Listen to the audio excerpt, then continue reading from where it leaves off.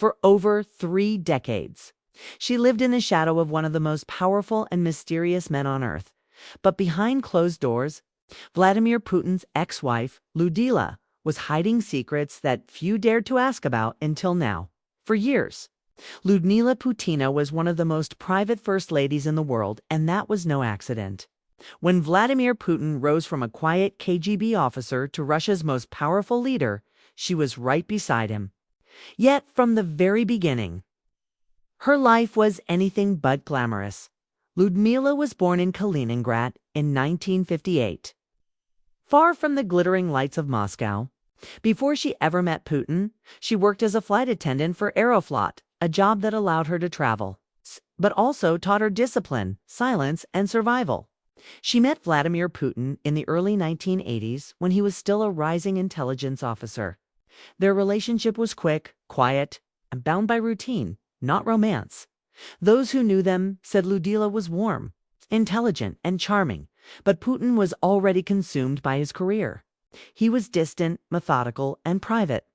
When they married in 1983, she entered a world of secrecy that few could comprehend. Life as the wife of a KGB agent was isolating.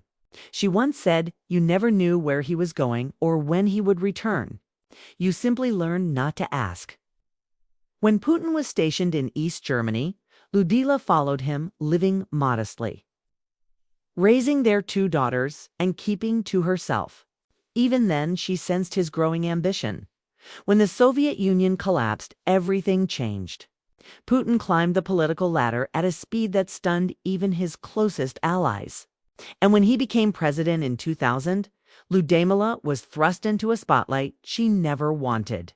Cameras captured her at official events, always poised but distant, rarely smiling, often silent. Those who met her during this time described a woman uncomfortable with the power and attention surrounding her. She once admitted in an interview that she disliked public life, calling it a punishment. Her role as First Lady felt more like a duty than a privilege. Rumors of strain in their marriage began to swirl quietly around the Kremlin. Some said the two lived mostly apart, she in their countryside residence, he in Moscow.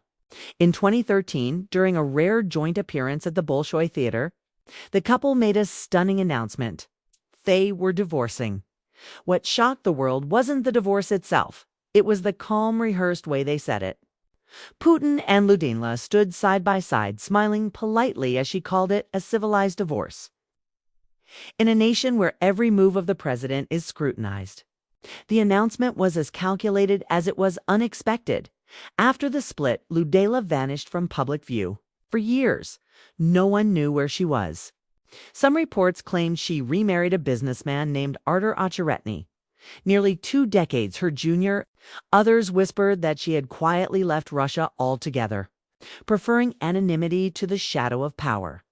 But one thing is clear, Ludmila Putina's life after the Kremlin has been one of silence, perhaps her own form of freedom.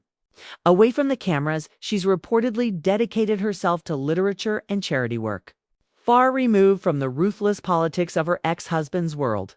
Still, her story remains one of quiet endurance. She lived through the transformation of an entire nation, from the Soviet era to modern Russia, while standing beside one of its most enigmatic leaders in many ways. Ludmila's disappearance from public life tells you everything you need to know about her. She never wanted fame, only peace. And in the end, she may have found it far from the Kremlin walls and the man who ruled from within them. Because sometimes the most powerful act of rebellion is simply walking away.